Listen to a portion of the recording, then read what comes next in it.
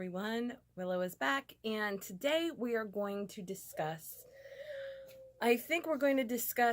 spirits, what they attach to, why they attach to such certain things, and how you can unsuspectingly find a spirit. So first things first, let's talk about what spirits are. And I have covered this, but in case this is your first video with me, spirits are made of energy. They are still human beings. They are just in a non-physical form. And this is my incense. So let me just move this over here. I'm trying to get zen. Willow's had some stress lately. So I'm burning some of my sage incense. So spirits are humans that are made up of energy.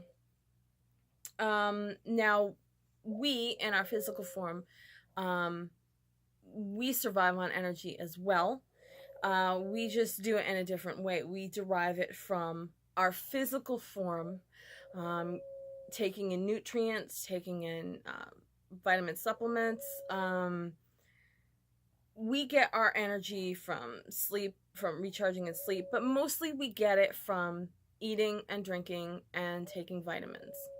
But you can't do that when you're a spirit.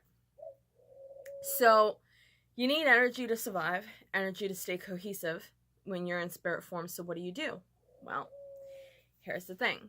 The reason why people say that they feel cold spots in the air. Heat is a form of energy. So these spirits will draw in the heat and draw in this energy. And that's why sometimes the room will go very cold just before you have some sort of manifestation, whether you actually see them, whether you see something move, hear a noise. And especially in the fact where when you see them, that is because they actually have enough energy for them to form a shape that you can see. And that's why a lot of times you'll see orbs, little sparkles of light, mist, because they don't have the energy to form themselves into a shape that we would recognize as a human.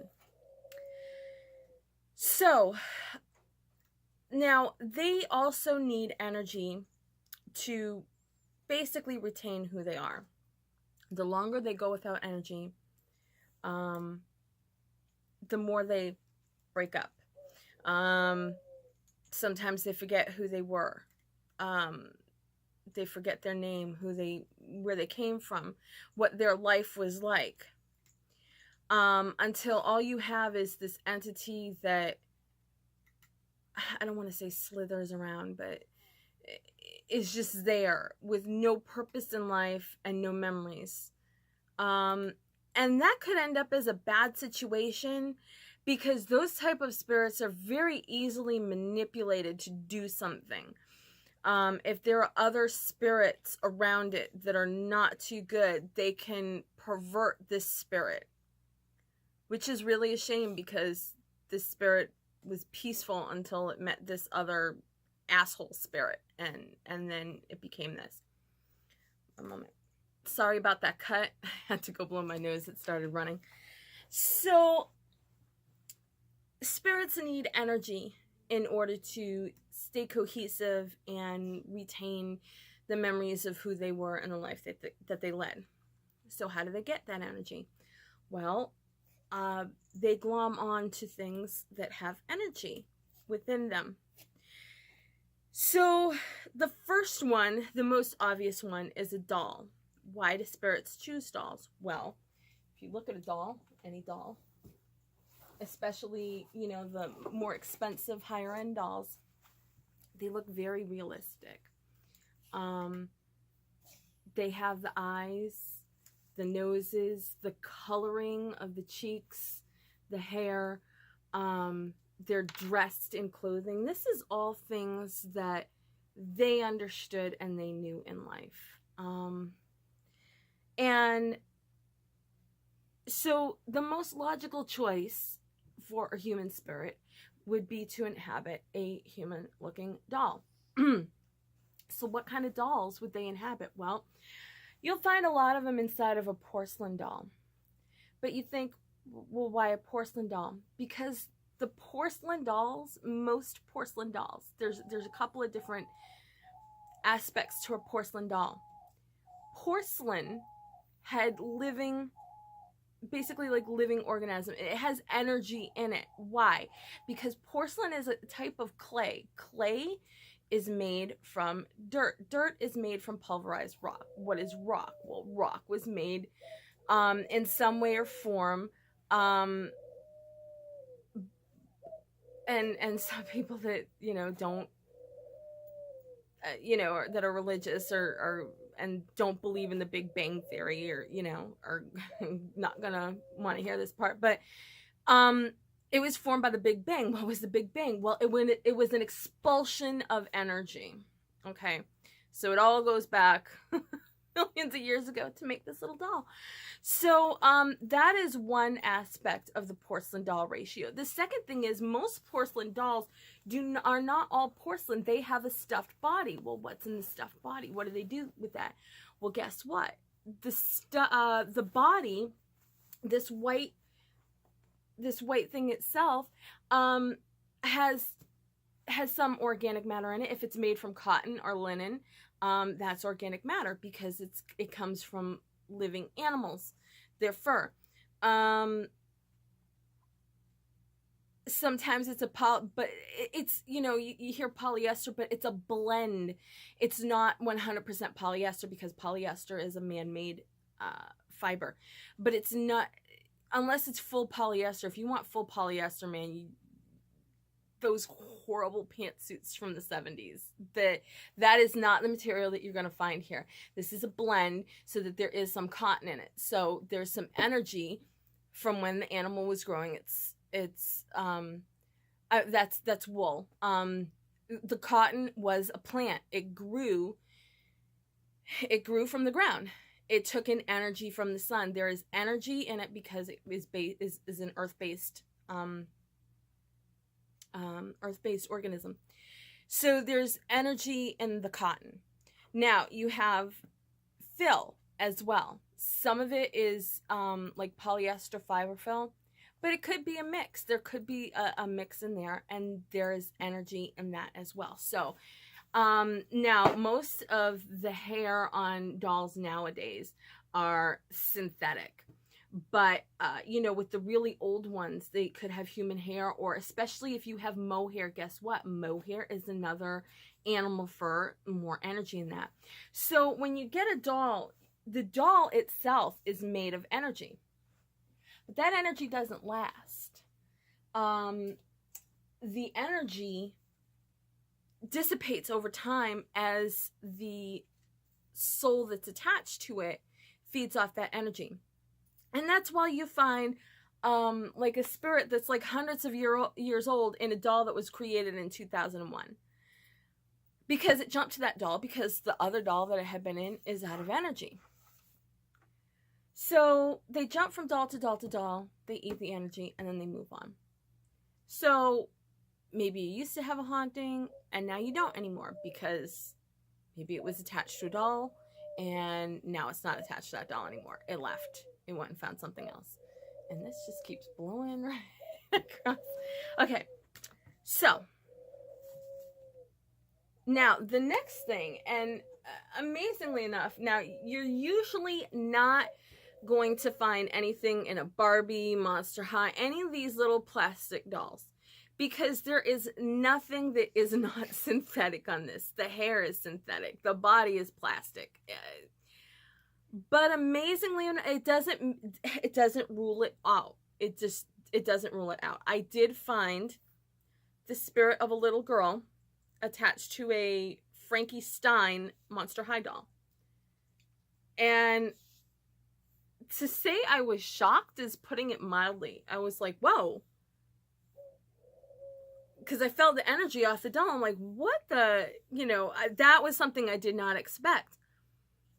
Why was she attached to it? It was her favorite toy in life. So that's another thing.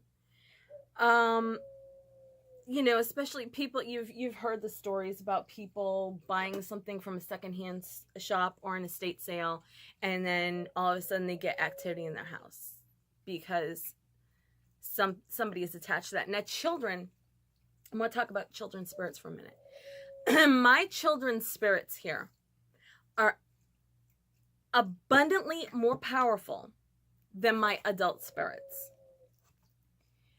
Now, I have a working theory on that. They don't understand it. The adults kind of have a grasp on it. I have talked to some of my spirits about this. It's because when you're first born, you still have like a lot of energy left over from crossing into the rebirth stage, okay? So the younger you are when you die, the more powerful your spirit is going to be. That's why you will hear that children see spirits, they hear things, they sometimes their imaginary friends really aren't so imaginary. They can do all this because they haven't outgrown it, I would say. It hasn't shut off yet. And the older you get, sometimes it will shut off. And especially the more you hear, that's not real, that doesn't exist, the more you deny it and the more you shut it off. Now, if you are a very old soul, chances are you're not going to be able to shut it off. They're just going to keep pushing through. And the older you get, the more open your soul is. I should say the older your soul is, the more open you are and the harder it is to close it. I know I'm at least a good couple thousand years old, my soul. I have seen scenes from my past. I should say my other lives. Things that as a child I would have absolutely no knowledge of. And then later on I'm reading things that back up what I knew back then. And I'm like, whoa, how did I know that when I was 5? I wouldn't have known that, because you don't get that from cartoons. So, and as I've said in other videos, I have tried. I've had some scary experiences. I grew up in a haunted house. I would say that there were some benign spirits, but there was one very bad, and I was told by a demonologist friend that this was an ancient. It was it was an elemental, he believes, because it wasn't just connected with my house, it was connected with the whole land that we had built the houses on at the turn of the century. The problem is, because of who I was and my abilities, I was targeted a lot by this spirit. And this spirit tried to kill my best friend. It set my hair on fire. It's any person that died there, it trapped its spirit there and was like feeding off of them. It was a very bad situation, very bad. So, needless to say, I tried to shut things off, because it was kind of scary. It influenced me a lot during my teenage years and made my life hell. And after I was like 13, 14, I wasn't comfortable in my own home. I wouldn't even sleep in my own bed. I would sleep on the couch. It was bad. It was just really bad. So I tried to shut off my powers. I tried to block it, shut it down. I mean, I would wake up every morning aching because I spent the whole night like this, because that's when they can get you. Your guard is down and they can communicate with you in your dreams, give you horrible nightmares, which it did. So every morning I would wake up in the same position I went to sleep, in the fetal position, arms crossed over my head, because to me that was the only way I could try to keep my defenses up. It worked to a certain extent. Of course, it was hell on my body when I woke up in the morning, very bad. But I did have some scary experiences. I did a spell that was way out of my league as a witch.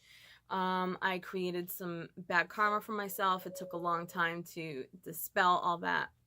And it wasn't recently until I picked this back up, with the help of my spirit guardians. And they have urged me on to reopen myself back up. And the funny thing was, my spirit guide told me, she's like, you are so much more powerful than you ever know. And I was like, what does that mean? She says, you're gonna find out. She's like, you have an amazing amount of power in you. She's like, you can do whatever. And you know, I'm slowly kind of beginning to you know, it's like dawning on me exactly what she's talking about.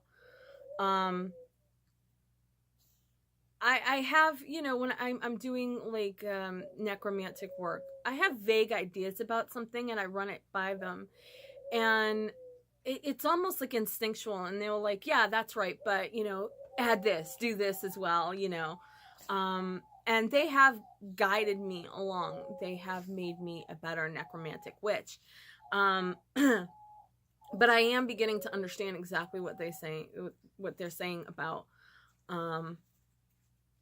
the power that I have. I can't turn it off. Even if I wanted to at this point, I can't turn it off. At this point, it's too late. This is something that I'm going to have to wrestle with my entire life. And sometimes it is a little burdensome. Sometimes I feel overwhelmed because there are so many human spirits that are in need that come to me. And it's a hard tasks to deal with sometimes because you get overwhelmed. It's like, you know, I go to St. Augustine, I bring back 70 spirits and only 40 of them want to cross. The rest of them want a home. So now I have to try to find them a home. You know, I have even more clustered outside my apartment. It's just all like waiting. It's hard. There are some days when it's just like, here we go again. And I know I got a lot off topic there. So let's get back on topic. So yeah, she was attached to not this one, but a different doll because it was her favorite item. And when a spirit attaches to a favorite item, the thing is, there is still energy within that item because this person, I don't know why my dog does that. This person in life created the energy that was put into this object by playing with it, by holding it, by loving it. Like, especially like, well, teddy bears they have organic matter in it anyway, but say, oh, I don't know. Oh, let's talk about rings because I'm going to talk about this ring in a minute. Say it's a wedding ring. Okay. That's a perfect example, a wedding ring. There's a lot of emotion attached to a wedding ring. You're wearing this when you're having the best of times. You're wearing this when you're in the depths of despair. This ring is on your finger at some of the most emotional moments in your life. And so you've created a lot of energy attached to this ring. So you die and your soul attaches to this ring. Well, you've got plenty of energy to feed off of.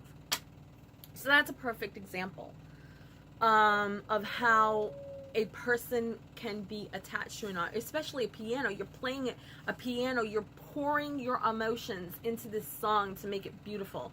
Or you're struggling to get chopsticks down and you're frustrated and you're making the emotion and it's being kind of recorded on this instrument. So then you have energy to feed off of if you choose to attach to it. Now, let's talk about buildings and places. So the building itself could be haunted, not necessarily the land it's on, but a building itself could be haunted.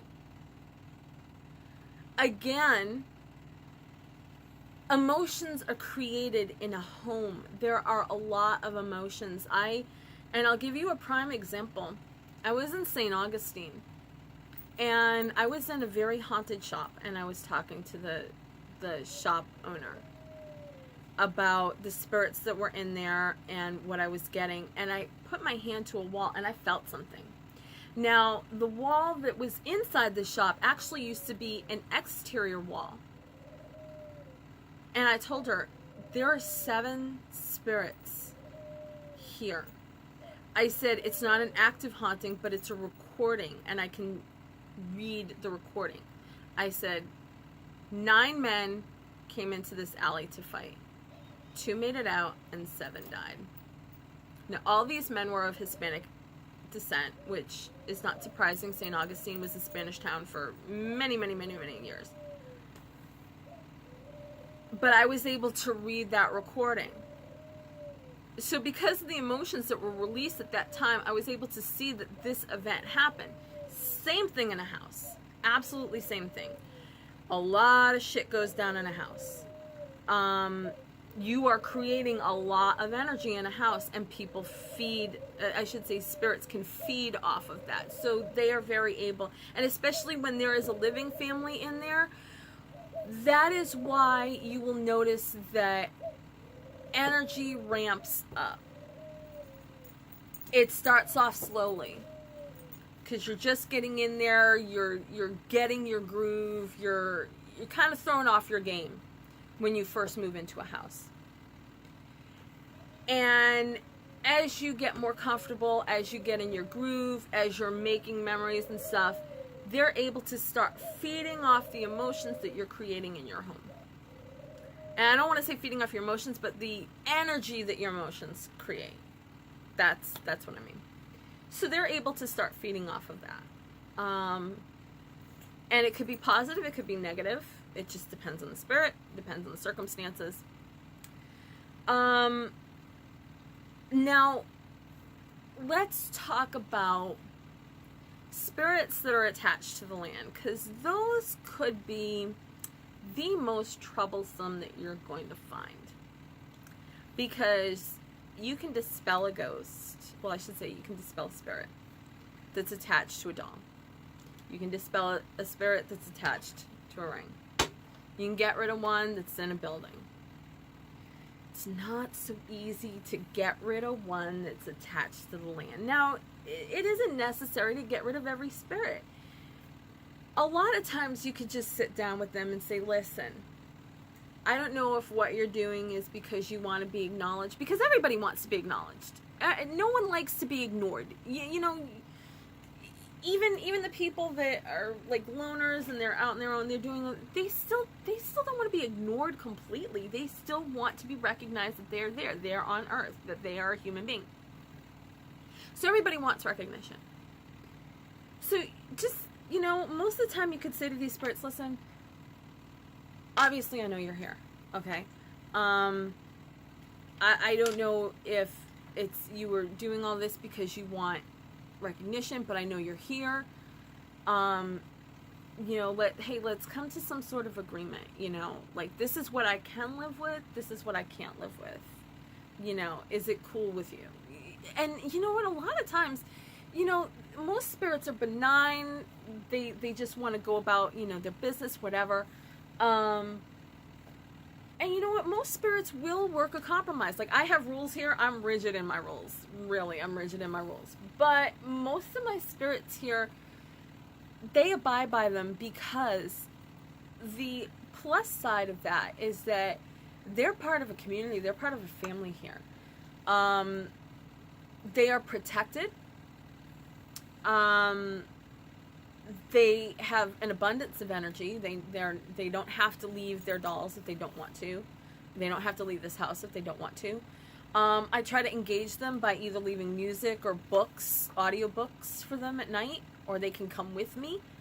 So they have a lot of benefits to stay here. And if it means that they can't make knocking sounds or move stuff or whatever, sometimes it's a small, and a lot of spirits, they only do that to get attention. So they don't really need attention they don't need to get my attention that way. They can just like come up to me and be like, hey, I need a minute. Okay, talk to me. So they don't have to get my attention that way. And a lot of times that's what a spirit is doing. So they're really, I mean, yeah, it's spooky to see something like move across the table. But sometimes they're just like, they've been trying to get your attention and they haven't been able to. And so they do something drastic. And it may seem very scary to you because you see this thing moving out of nowhere. But they're just trying to get your attention. They're trying to tell you something, or they're trying to let you know that they're there. And it's not that they mean you any harm, but they want you to know that they're there. So not every haunting of a house is going to be bad. However, again, let's talk about land spirits. Now, there are ley lines underneath the earth. So if you have a building on top of a ley line, it's naturally going to be attractive for a spirit because it's what they're used to a home from their days as a physical human. So they're used to having that. And on top of that, now they have an abundance of energy. It makes them stronger. It makes them able to do more. So it could seem a little scarier, but it doesn't mean that they're necessarily bad. It also means that they're not attached to your house either. They're attached to the land itself because the land itself has energy from that ley line. Now, say there is a spirit attached to the land and there are no ley lines. Well, now we've got some issues. Could be a couple of things. It could be an elemental. Now, most elementals do not, actually I should say all the elementals that I know, do not have empathy. They do not feel anger. They do not feel sadness. And they do not get happy. They are, and they exist. Basically, that's what it is. They have a piece of land, and that's their piece of land. And now, you've built a house on their piece of land, and they have to share their piece of land with you. And they don't like to share. So, it's an issue. And I will say, as powerful as I am, I cannot take on an elemental. They are above my pay grade. Now, I have trapped an elemental. But whether that elemental will stay trapped is another issue altogether. As far as I know, that elemental has not gotten out. And if it does, I might be in some deep shit. Because it may come back for me. So,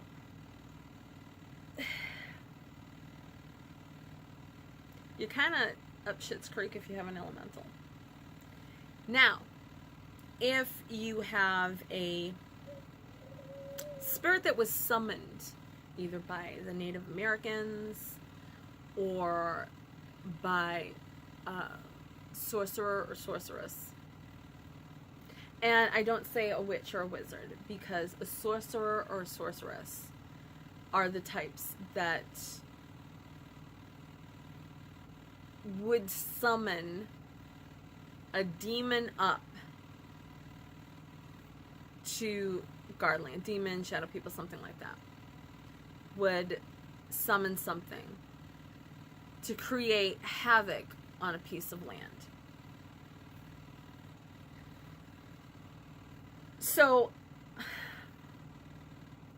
if that happens, that's good news for you because it just means you have to figure out what type of spirit it is, and then you have to find the right type of person to get rid of it. So if the Native Americans summoned it up there, you're going to need somebody that understands that certain tribe's folklore. so you can understand what the spirit is and how to send it back. Now, most of the time, the shaman of a tribe is the best bet, because most of them will come back and release this. But it's not always easy getting a hold of a Native American shaman. So you would have to find, and it doesn't necessarily have to be a sorceress to send it back, or a sorcerer. But they do have to be powerful enough to tackle this.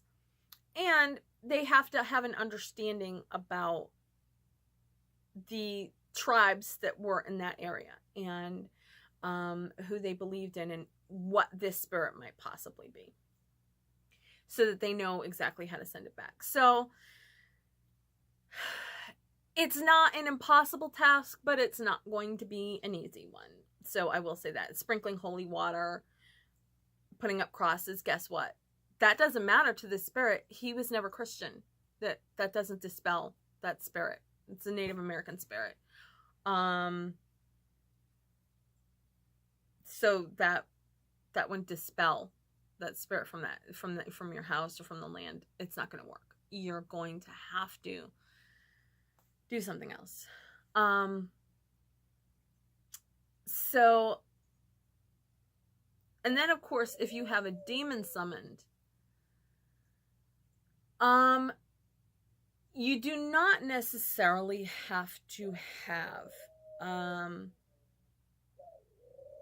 any type of priest, minister, reverend come out. Because a lot of them, they can read the words, but they're not trained to dispel demons.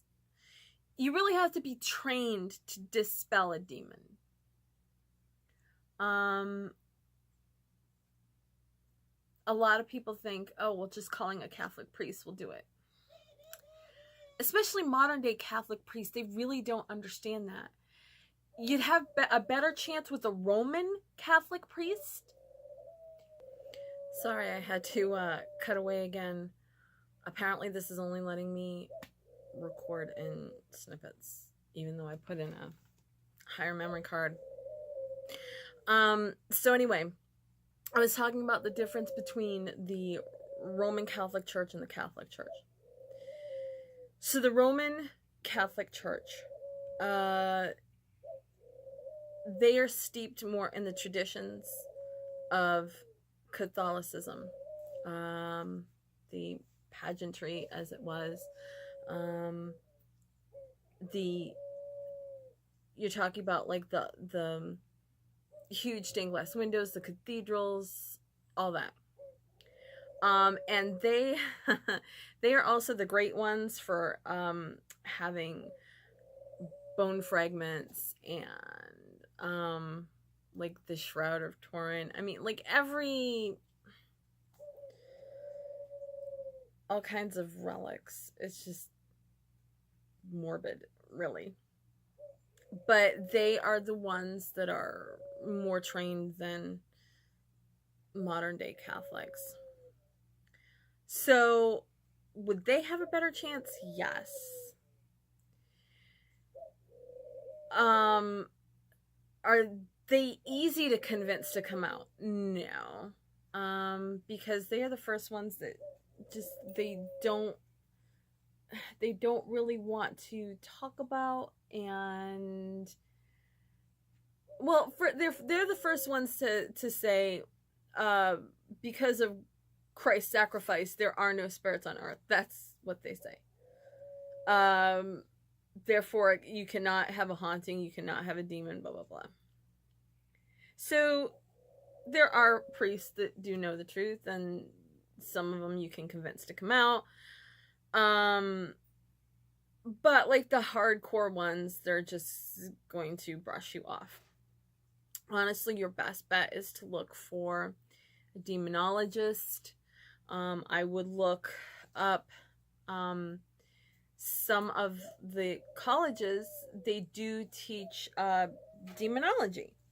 And they actually may be able to put you in touch with demonologists. Now, do not go with like paranormal groups. They can't help you.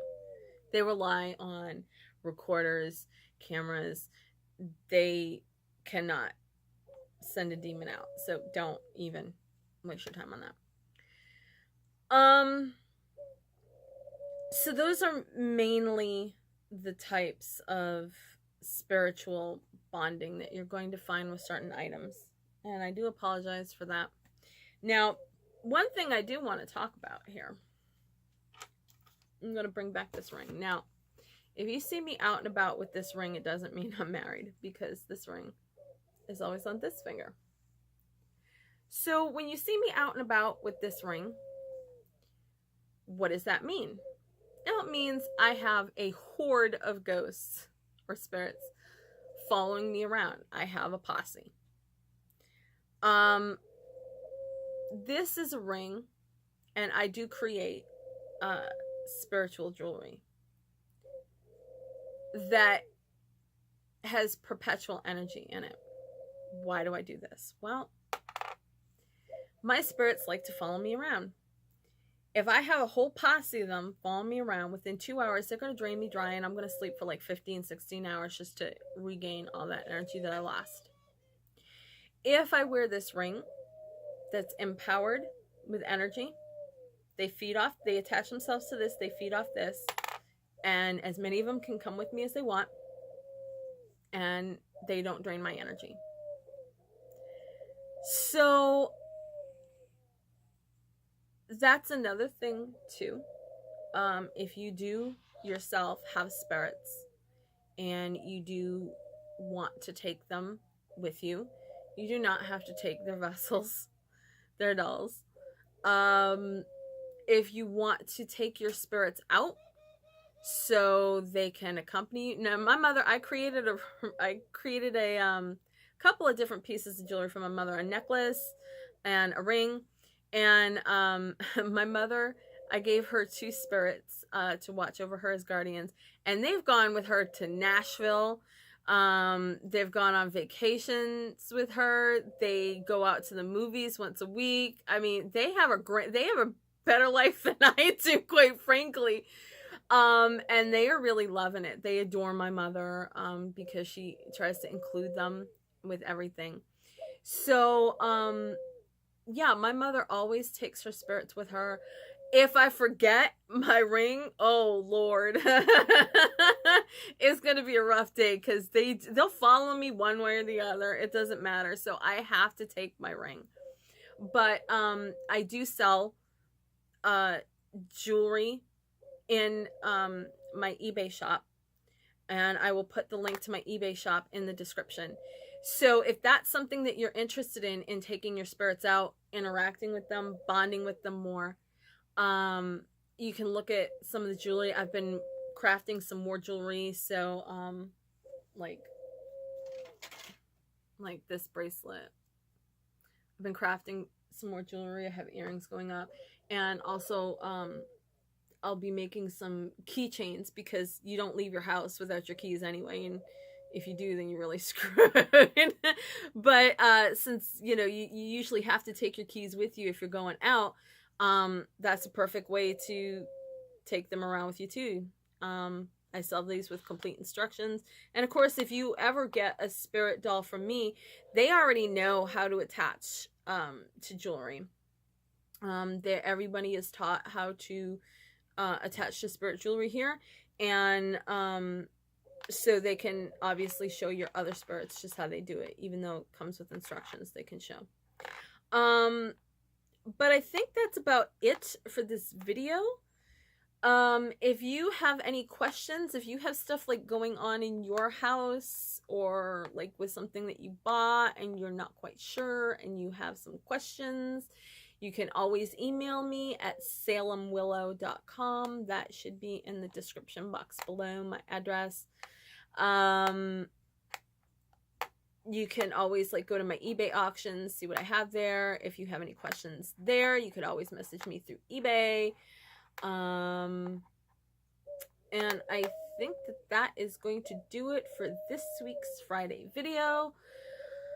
Not sure what I'm going to be doing for next week, but